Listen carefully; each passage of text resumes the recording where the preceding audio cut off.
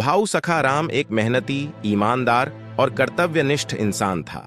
वह अपना और अपने परिवार का पेट पालने के लिए मजदूरी करता है।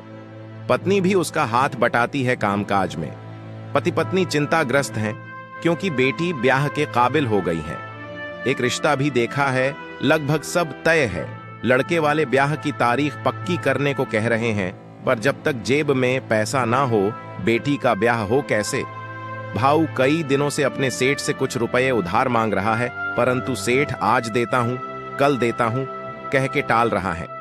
आज सुबह सुबह ही पत्नी भाऊ पर झल्ला के बोली, लड़के की बुआ आई थी, कह रही थी ब्याह की तारीख जल्दी पक्की करो। उन्हें दान दहेज में कुछ नहीं चाहिए, बस ब्याह अच्छे से कर देना।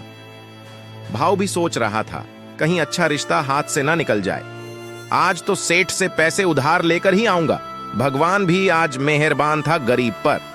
भाऊ रुपये पत्नी के हाथ में रखते हुए बोला, ले संभाल कर रख ये रुपये। जल्द ही ब्याह की तारीख भी पक्की हो गई। भाऊ शादी की तैयारियों में जुट गया।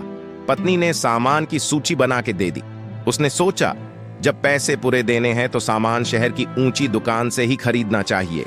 दुकान से सामान लेकर जब उसने 2-2 हजार के नोट दुकानदार को दिए, दुकानदार ने गरीब भाऊ की हालत देखी और पूछा, कहां से चुरा कर लाया है ये रुपये? सच सच बता वरना पुलिस बुलानी पड़ेगी।